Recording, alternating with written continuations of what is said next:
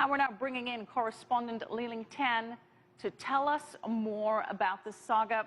Leland, a lot going on today, a lot of volatility in the share price, up 4% originally on the news that Ackman resigned, then closing down 3%. What's the significance of his resignation?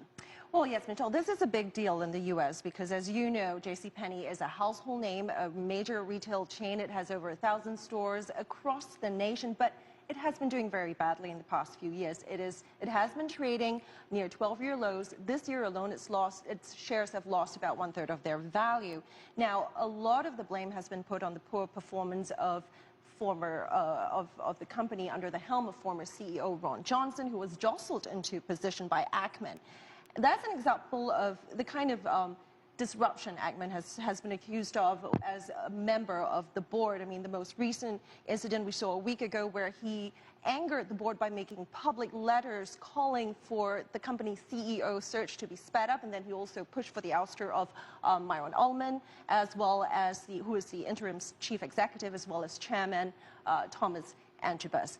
Now, that plan clearly backfired. Right.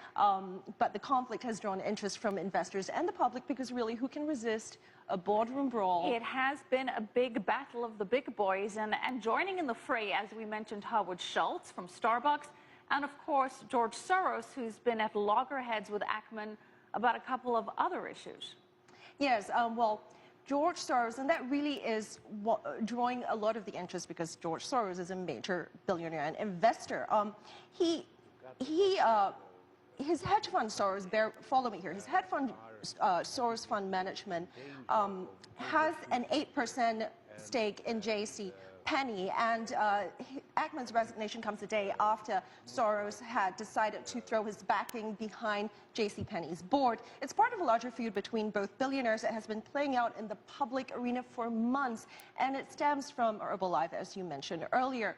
Now, Ackman has accused Soros of insider trading for leaking information that his hedge fund wanted to buy 5% stake in Herbalife. Right. That helped pump up the price of Herbalife and also resulted in what's called a short squeeze on Ackman's hedge fund, which had been betting against Herbalife.